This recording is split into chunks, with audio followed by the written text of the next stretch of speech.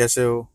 आज मैं एक ऐसी वीडियो लेकर आया हूँ जो मैथ्स में कमज़ोर बच्चों के लिए बहुत इंपॉर्टेंट होने वाली है। मैं क्लास 6 और क्लास 7 के टॉपिक पढ़ाया गया है। क्लास 8वीं 9वीं या 10वीं में पढ़ते हैं और आपका मैथ्स बहुत कमज़ोर है, तो हो सकता है ये टॉपिक आपने 6ठी और 7वीं क्लास में अच्छे से नहीं पढ़ा हो, इसलिए आपकी मैथ्स कमज़ोर रह गई है। हो सकता है ये वीडियो थोड़ी बड़ी हो।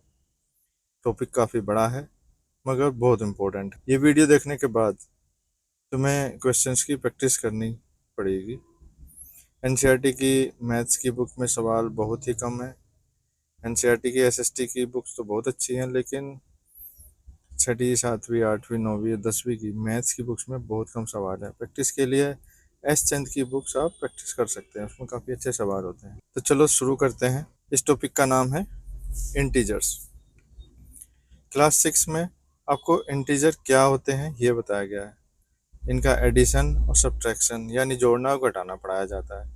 क्लास 7 में आपको इंटीजर का मल्टीप्लिकेशन और डिवीजन यानी गुणा और भाग करना सिखाया जाता है।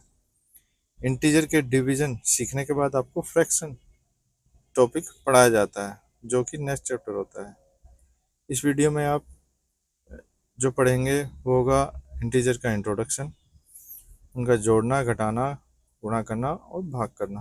क्लास 5 तक आपने ऐसे नंबर पढ़े थे जिन्हें आप उंगलियों पे गिन सकते थे, जैसे कि 1 2 3 4 5 6। इनमें जीरो नंबर नहीं था, ठीक है। ये नंबर शुरू होते थे 1 2 3 4 5 6।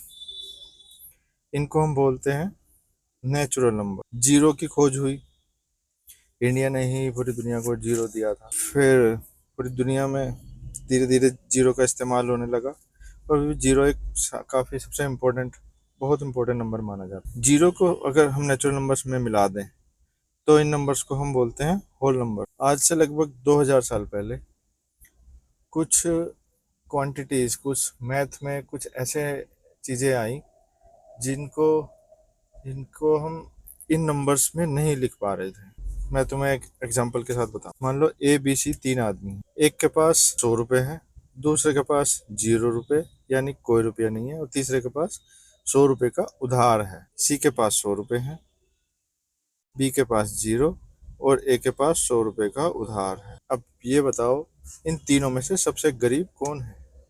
जाहिर सी बात है, जिसके पास 100 रुपये हैं वो सबसे अमीर है, मगर सबसे गरीब कौन है? जिसके पास 0 है या जिसके पास 100 रुपये का उधार है? अगर ठीक से विचार किया जाए तो जिस इंसान पर 100 रुपये का उधार है वह ज़्यादा गरीब है, क्योंकि अगर वह 100 रुपये कमा कर लाता भी है तो वह उस पर नहीं बचेंगे, जिससे उसने उधार लिया था उसको देने पड़ जाएंगे। तो चलो तीनों नंबर्स को इन तीनों लोगों को हम एक सीक्वेंस में लगाते हैं। सबसे पहले हम लिखेंगे जो सबसे गरीब है, फिर लिखेंगे अमीर है, फिर लिखेंगे जो से भी अमीर है। ये हम सीक्वेंस में इस तरह से हम इनको लगा लें। सी के पास 100 रुपये हैं, ए के पास 100 रुपये का उधार है, बी के पास 0 रुपये। तो ये एक तरह से एक सीक्वेंस हो गया जो इनकी अमीरी को, रिचनेस को दिखा रहा है, कौन ज़्यादा रिच है, या ये भी दिखा रहा है कि कौन ज़्यादा पुअर है। इसी तरह से इन नंबर को अगर हम एक सीक्वेंस में अरेंज करें तो सबसे पहले आएगा 100 रुपये का उधार, फिर 0 और फिर 100 रुपये। इस तरह हम सभी नंबर्स को अरेंज कर सकते हैं सीक्वेंस। मैंने बताया ये ज़रूरत जो पड़ी थी उधार, 100 रुपये उधार की और 0 को इनमें अंतर करने की, तो एक निगेटिव नंबर्स को की शुरुआत की गई। इसमें हम क्या करते हैं, इसमें सभी नंबर्स को हम एक लाइन पर लगा लेते हैं। सभी नंबर को अगर हम एक लाइन पर लगाने की कोशिश करें तो 0 और 100, जीरो के राइट में तो 100 रुपये आ जाएगा, 100 जीरो के साइड में आएगा, और जिस पर उधार है वो 0 के लेफ्ट में आएगा। ध्यान रहे 0 से 100 रुपये वाले के बीच में जितना गैप है, 0 100 से जितना पीछे है उतना ही -100 0 से पीछे है, बराबर पीछे है।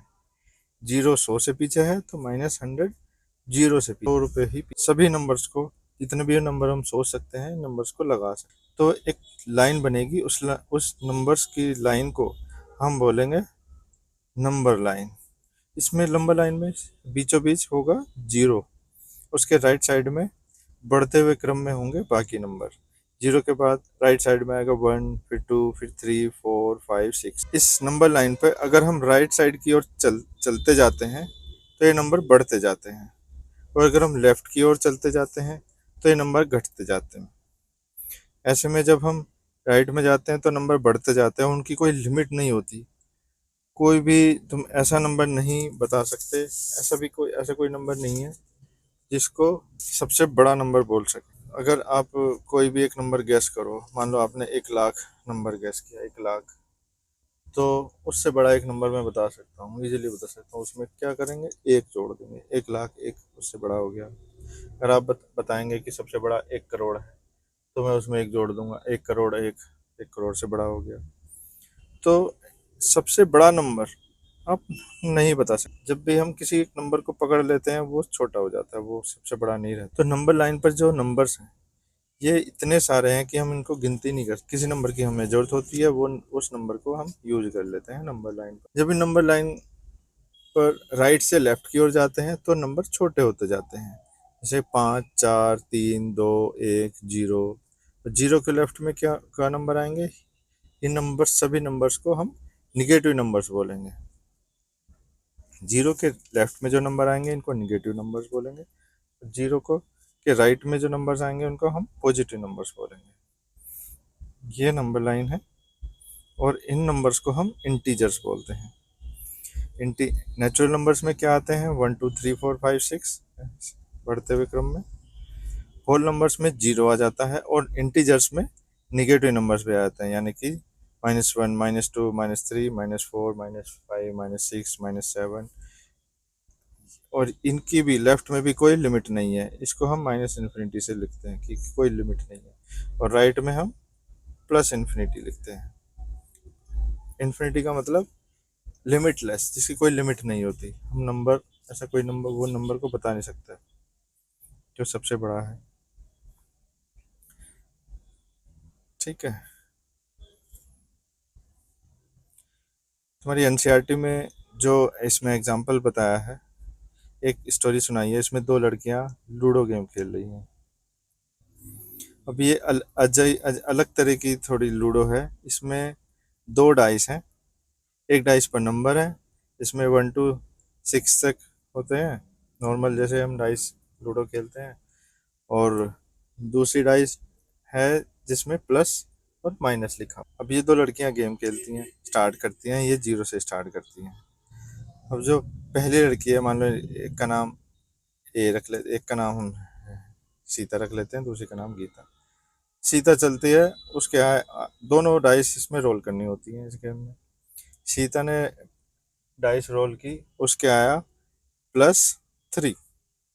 उसने 0 से उठाकर गोटी अपनी 3 पर रख दी। फिर गीता ने अपनी डाइस चली, उसका आया -5। अब वो कहती है वो अपनी वहीं पे छोड़ देती है, क्योंकि उसकी लूडो में 0 से लेफ्ट में ऑप्शन ही नहीं है, 0 से लेफ्ट वाले नंबर्स लिखे ही नहीं है। तो वो अपनी गोटी 0 पे ही छोड़ देती है। अब सीता उससे लड़ने लगती है कि क्यों आप 0 क्यों 0 पे नहीं छोड़ोगे, आपको 0 से पीछे जाओ, क्योंकि आपके तो -5 आए थे। तो इस तरह का उदाहरण इसमें दिया है कि कौन सही है इनमें से, सीता सही है या गीता सही है।